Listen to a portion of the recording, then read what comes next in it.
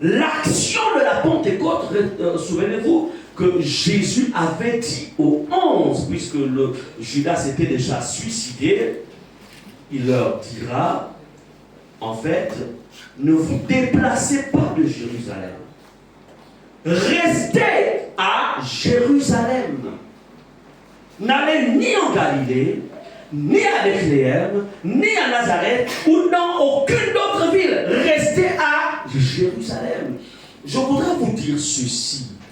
Dans le fonctionnement du monde de l'esprit, il y a des lieux où le Seigneur s'est réservé de te visiter.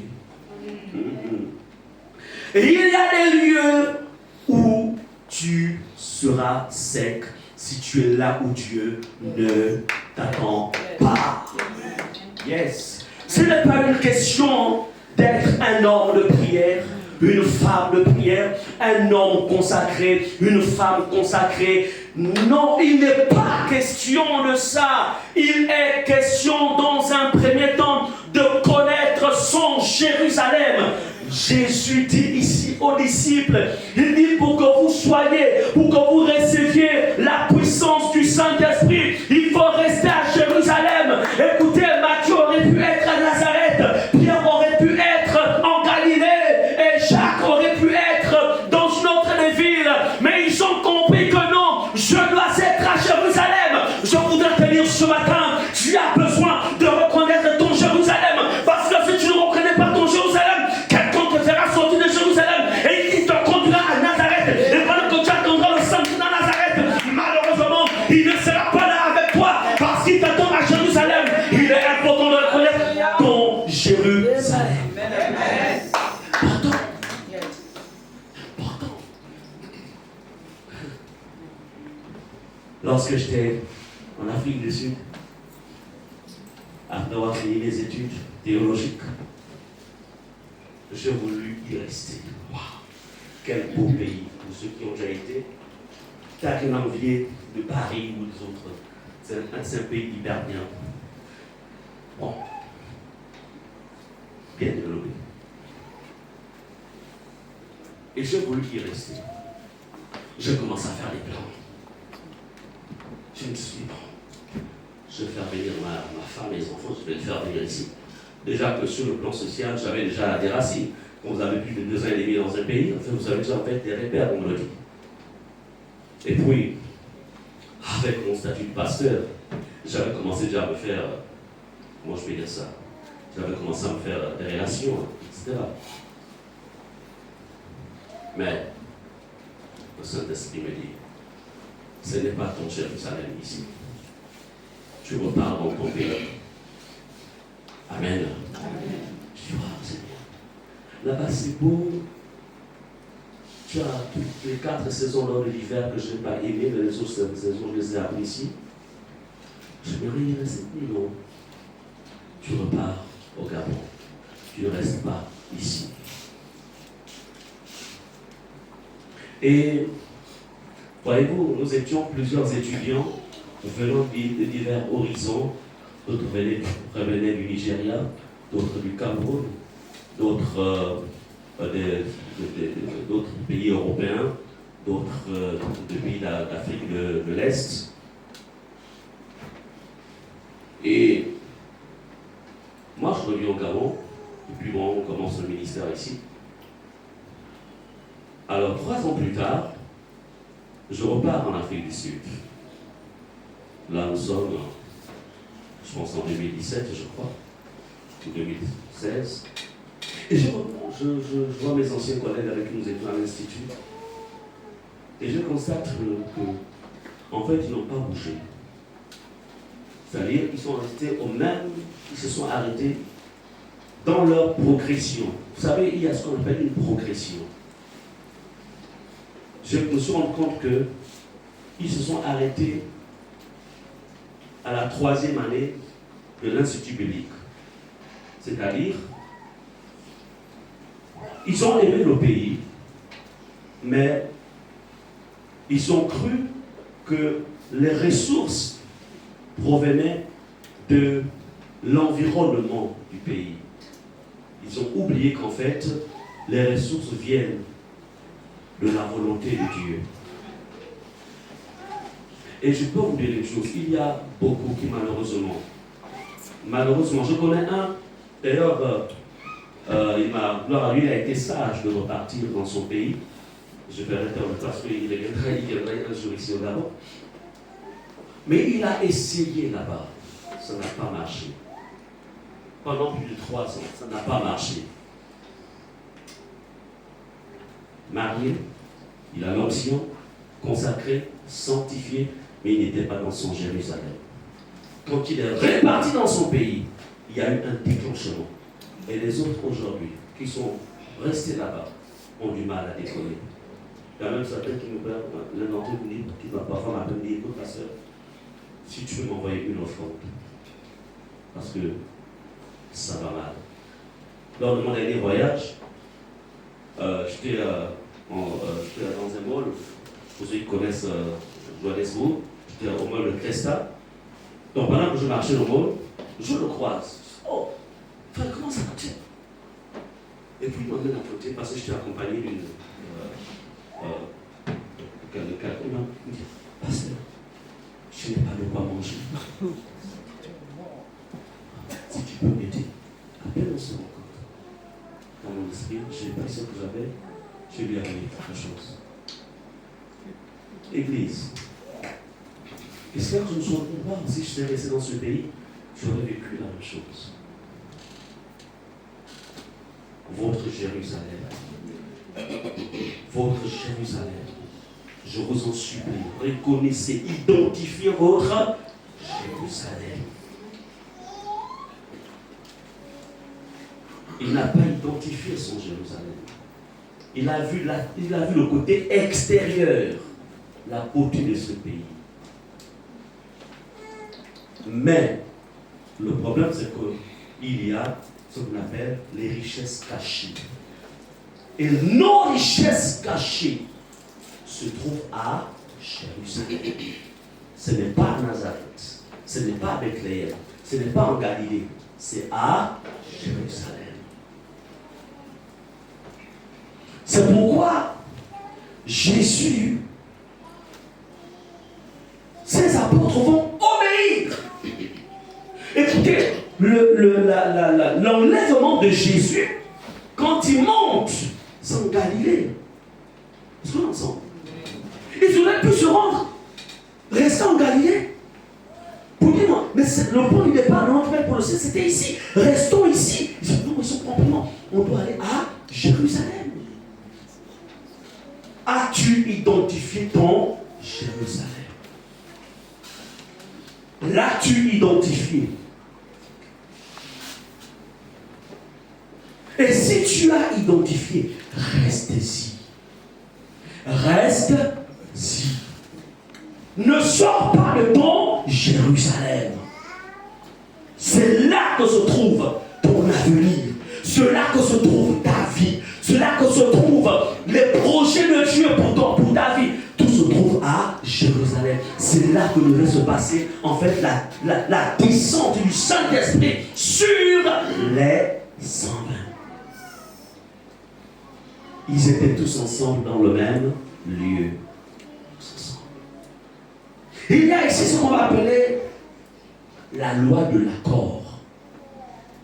La loi de l'accord.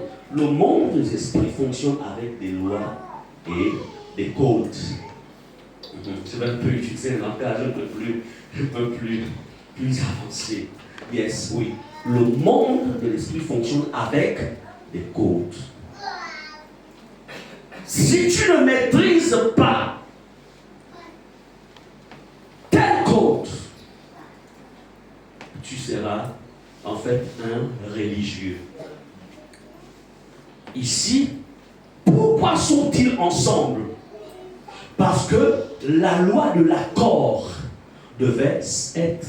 En fait, ça s'active lorsqu'on est ensemble. C'est pourquoi ils sont ensemble. Là où deux personnes s'assemblent en mon nom, je suis présent au milieu d'eux. La loi de l'accord. Deux chasse 1000, non, un chasse 1000, deux chasse 10 000. Et quand on rajoute, ça s'amplifie. Il y a des victoires que tu gagneras lorsque tu es seul. Mais il y a des victoires que tu gagneras jamais parce que tu n'es pas avec les autres. Yes, oui, c'est effectivement ça. Je reprends, il y a des victoires que tu gagneras quand tu es seul. Mais il y a des victoires que tu ne gagneras pas parce que tu n'es pas avec les autres. Yes. La loi de l'accord. Donc ici, ils étaient tous ensemble dans le même lieu pour que la loi de l'accord s'active. Et c'est là qu'il y a eu un tout à coup, répète tout à coup.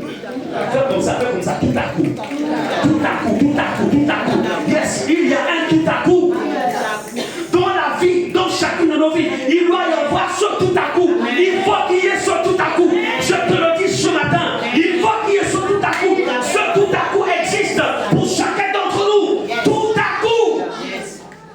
Yes. Tout à coup, il vient du ciel. Pas de la terre, pas de sous la terre, mais du ciel. Tout à coup, tu ne comprends pas ce qui se passe, mais il y a un bouleversement. Tu ne comprends pas ce qui se passe, mais il y a un changement. Il y a un tout à coup. Amen, amen, amen. Tout à coup. Tout à coup. Il va un bruit. Tout à coup. Il vient du ciel, un bruit. Tout à coup. Yes. Hier, j'ai été visiter la sœur Rita. On va acclamer le Seigneur pour l'œuvre que Dieu a accomplie vraiment. Et on va aimer un petit témoignage. Mais je prie vraiment le Seigneur. Yes. Rappelle-moi ton prénom encore. Elle est où? Non, c'est pas toi. Elle est où? Là. Elle est où? Voilà, Doris. Voilà. Lève-toi, Doris. Hein? Frida. Frida, voilà. Voilà, j'ai tellement de dans la tête. Là, c'est même quelqu'un qui m'a donné Doris tout à l'heure. Oui, non, c'est Frida. Doris, c'est l'autre. Elle n'est pas là ce matin. Elle est où? Elle n'est pas là. Je ne l'ai pas vue ce matin. Mais on m'a rendu un excellent témoignage. Moi, j'appelle ça un tout à coup. Pendant qu'il y a l'incendie à l'extérieur. Maison. La maison qui flambait n'était pas séparée même pas de 2 mètres. Hein? C'était presque jusqu'à poser. Il était quelle heure? 3 heures du matin. Ou 4 heures par là, je pense. Quelle heure? 3 heures. 4 heures du matin. Sommeil profond. Je dis, quand il sauve, tu es bon. Et puis c'est comme ça que l'ange vient. L'ange donne à Frida, lui donne un rêve, le rêve d'un incendie. Tout le monde dort, c'est 4 heures du matin là où le sommeil a vraiment été à ce sommeil, le goût du sommeil est vraiment là. Dieu lui donne un rêve où elle voit une maison qui brûle avec des flammes d'une espèce rare. C'est moi qui ajoute. C'était vraiment ça. Et elle, tout à coup, elle s'est réveillée. Tout à coup, disons tout à coup. Tout à coup. Tout à coup. Elle s'est réveillée. Parce que papa et maman sont rentrés plus tard. Parce que c'était aussi son anniversaire. Donc, comme son mari est puissant, il a amené au resto. Il s'était en train de festoyer l'anniversaire de ça. Au moment là, je ne sais pas comment se passe. Il y a une lac qui dit ça au cas de leur femme. Donc, ils sont un peu poussés, c'est normal. C'est là que Dieu lui montre le songe. Donc, c'était la maison du voisin qui était en train de brûler et les feux qui traversaient déjà et qui ont commencé à lécher non pas seulement les fenêtres, mais même la toiture de leur maison. Quel miracle! C'est que si Dieu n'aurait pas donné ce rêve, comment Dieu aurait-il agi? Bon, il a tellement vu à plusieurs fois, mais il y a eu un tout à coup. Répétons tout à coup. Acclamons le Seigneur.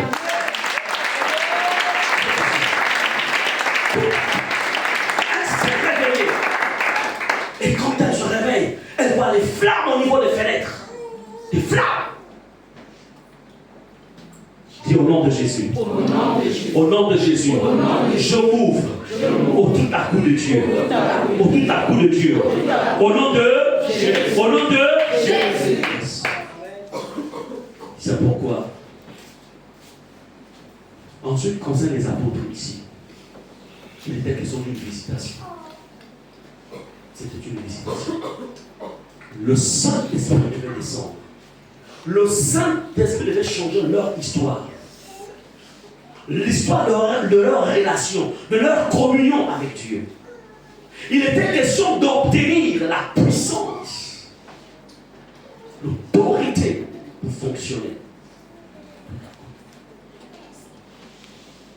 Je voudrais te dire que ce n'est pas seulement quelque chose qui est destiné aux premiers apôtres. C'est pour nous tous. Moi, j'avais déjà eu ce tout à coup dans ma vie. Mais je veux toujours l'avoir chaque jour. J'ai besoin de ça chaque jour. Chaque jour. Et toi, tu en as aussi besoin. Alléluia.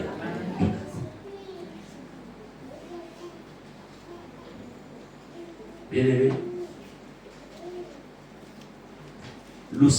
quel est le sens de la Pentecôte? C'est quoi le sens de la Pentecôte? On va le saisir, on va comprendre. Déjà, la Pentecôte, quand on lit dans Acte 1, verset 8, Jésus dit, vous recevrez une puissance. Répétons, une puissance. Une puissance. Vous recevrez une puissance. Le Saint-Esprit survenant sur vous. Écoutez, ces personnes à qui Jésus dit, vous recevrez une puissance, avaient bel et bien marché pendant 3 ans avec lui. Yes. Ils ont été formés par Jésus. Ils ont guéri les malades. Ils ont chassé les démons parce que dans Acte 19, elle lui dit, en fait, ils révèrent tout ce qu'ils révèrent avec joie et disant, même les démons nous sont soumis. Oh. Donc, on peut chasser les démons. On peut même guérir les malades.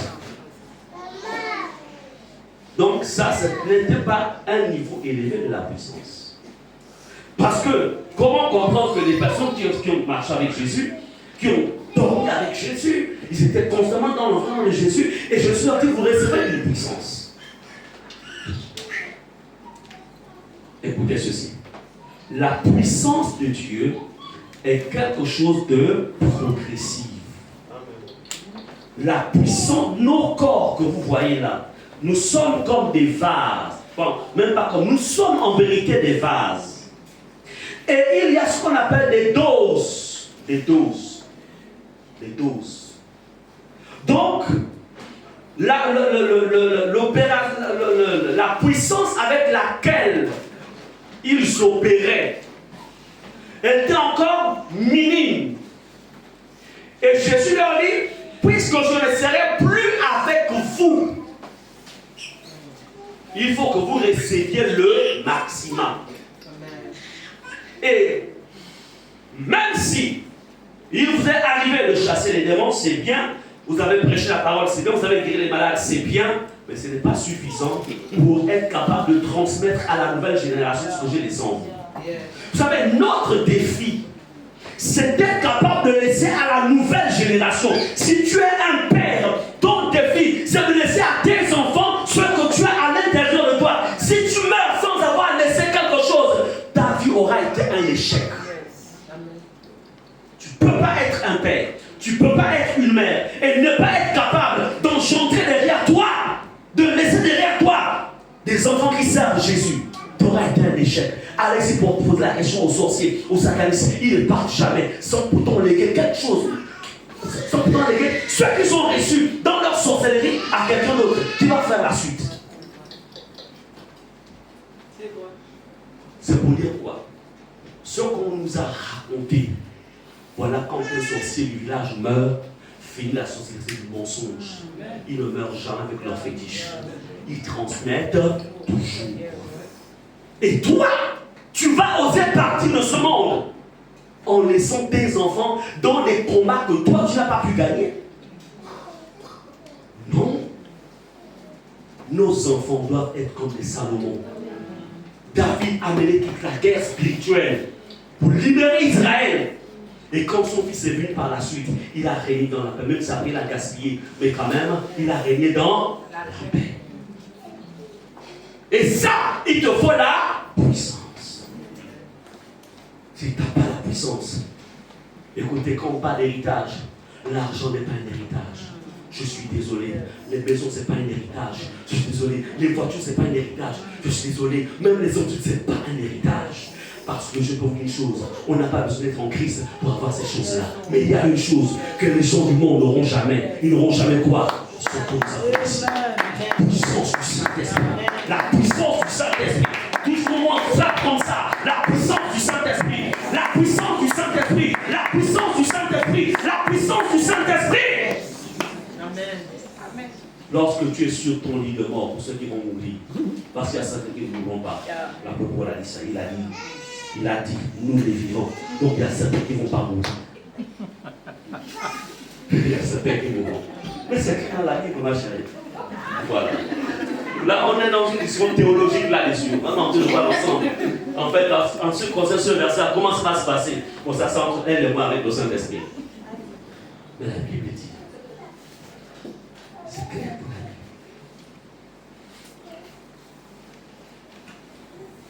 Bible. Pour ceux,